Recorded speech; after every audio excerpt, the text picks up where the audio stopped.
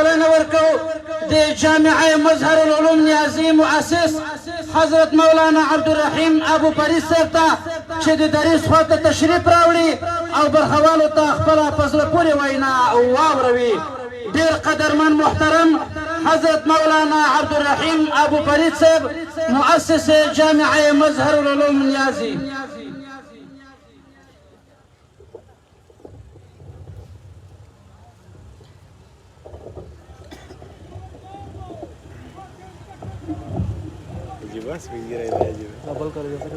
نحمده ونصلي على رسوله الكريم. أما بعد فقد قال الله تبارك وتعالى في القرآن المجيد والفرقان الحميد: أعوذ بالله من الشيطان الرجيم لئن شكرتم لأزيدنكم ولئن كفرتم إن عذابي لشديد. صدق الله العظيم.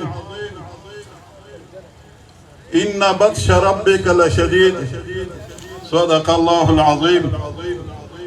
إن الله وملائكته يصلون على النبي يا أيها الذين آمنوا صلوا عليه وسلموا تسليما.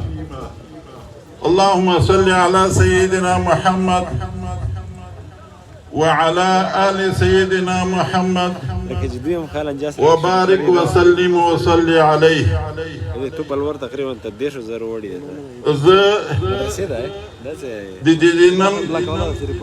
لوی عظیم شان جلسه دی فارغین و حضرات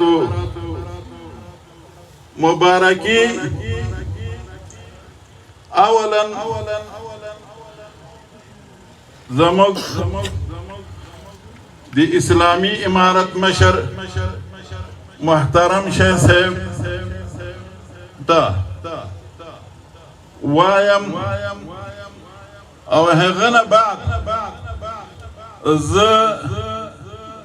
دی درڅلوېښت کالو ټولو شهداو ته چې درڅلوېښت کاله کوم شهیدان د اسلامي نظام دپاره د اسلامي نظام د حاکمیت دپاره خپل ښایسته ځانونه قربان کړل او د افغانستان د مظلوم ملت د ښې سوکالۍ د ښې زندګي دپاره چې دا ملت ښه زندګي وکړي او ځانونه یې قربان کړل هغو ټولو ته مبارکي وایم.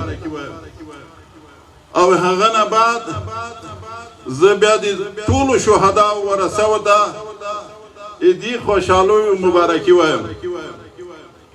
او بیا د دې حاضر مجلس سامعینو ته د دې خوشحال مجلس او د دې بابرکت مجلس مبارکي وایم.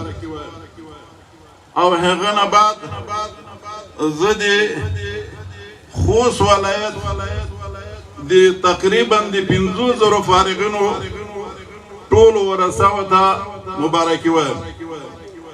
او هغه نه بعد زه د امداد العلوم جامعه امداد العلوم لټک فارغینو ورثو ته مبارکي وایم. او هغه نه بعد زه د جامعه امداد العلوم لټک ټولو استادانو ته او خصوصا شيوخ کرام او علماء کرام ته او بیا خصوصا محترم شیخ صاحب عیدولي ته چې د دې مدرسې په خدمت کې ده او د مدرسې استادان او شيوخو ډېر تکالیف یې سړي یا الله جل جلاله دې ورته مبارک کړي. زه د مخکې آیت مبارک لئن شکرتم لأزیدنکم ولئن کفرتم ان عذابی لشدید. وای کچیرې تاسې د دې نعمتونو شکریا ادا کړله لأزیدنکم تاسو دې پاره به موږ نور هم زیات کړو. الحمدلله موږ د ټول امارت د مشرانو نه او د ټولو شهداو نه او د ټولو غازیانو نه شکرګزار یو. الله جل جلاله دې شهدا وبخي، الله جل جلاله دې ورثو ته عزت صبر ورکړي، او الله جل جلاله دې موږ مشران په خپل حفظ او امان کې وساتي. ولئن كفرتم ان عذابي لشديد. دا شکریا دا به خالص په عوامو باندې هم نه وي ضروري، دا شکریا به په موږ په ټولو باندې ضروري وي. د امارت شکریا به هلته راځي چې موږ عوام هر وخت علماو ته مجاهدینو ته د احترام په سترګه وګوري. خو علما مشران والیان مجاهدین وزیران هغه به څنګه ګوري؟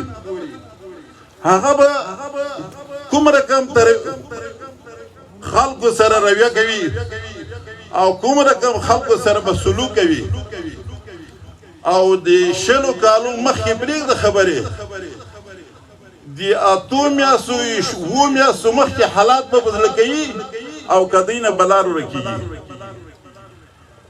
نو الله جل جلاله دې موږ تاسې په هغه لار برابر کړي چې الله جل جلاله په خوشحاله کړي او د الله جل جلاله رسول په خوشحاله کړي او عام مسلمانان په خوشحاله کړي. داسې نن خو موږ ټول وایو انقلاب که چیرې 43 کاله مخکې علما نه وی په افغانستان کې باچا د جهاد نوم نه وی اخیستی. 43 کاله مخکې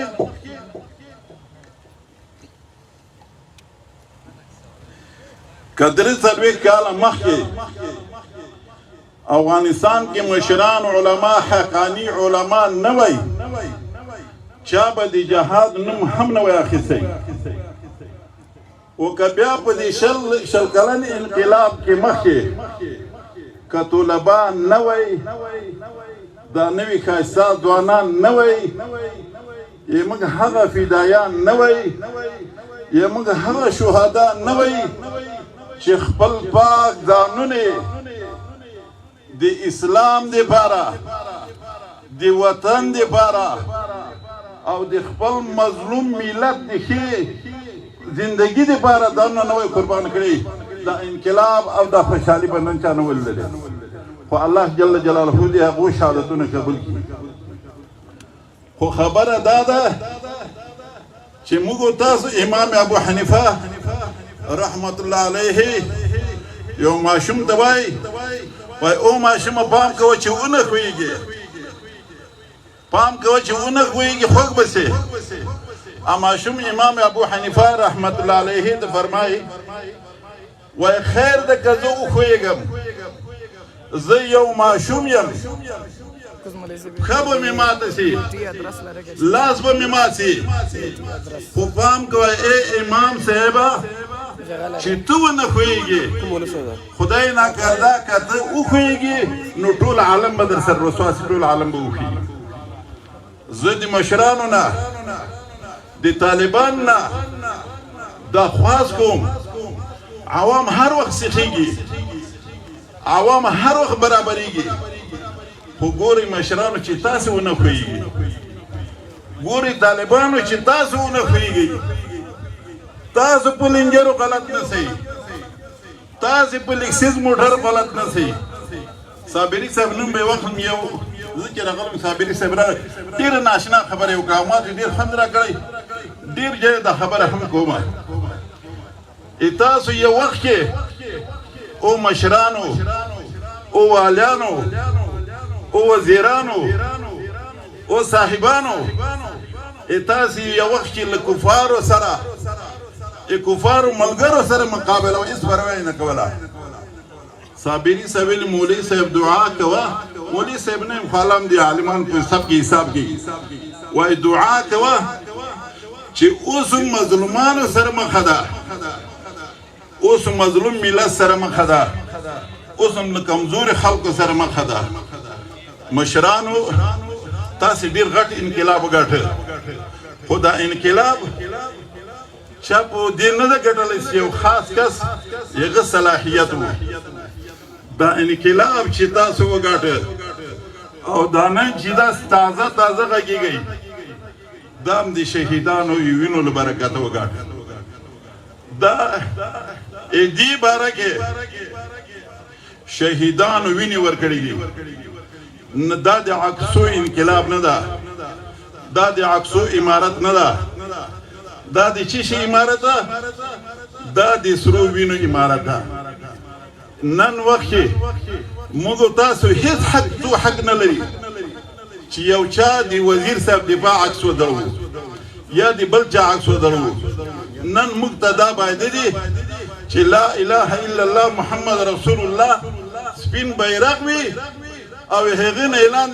دي شهید نوم وي او شهید د سرو وینو رنگ وي ځکه دې مؤسس دې امارت مؤسس ملا محمد عمر رحمت الله علیه عکس چال اوس بر نه دل الا ماشاء الله کچا په غلطی کې درخصوي نو نن وخت مولسه بس کوم ان شاء الله نو نن وخت موږ ته استدا پکار ده چې عکسو ته فرمایش ورنکو نن وخت موږ تاسو ټول د مشرانو جنکی جوړې نسو نن وخت چې کوم مشرانو نه کوم کسان راګیر دي را چاپیر دي مشرانو ته داسې وایي چې دا ملت هغه ملت چې درې څلوېښت کاله مخکې علماو حمایت یې کړې ده دا هغه ملت چې نن تا دا شلو کالو کې خپل کور کوټه کې تا ته ځای درکړی نن د دې ملت سره باید موږ سره کمروي وکړو خبرې نه وکړو بیا هم د دې غونډې ټول حاضرینو ته مبارکي وایم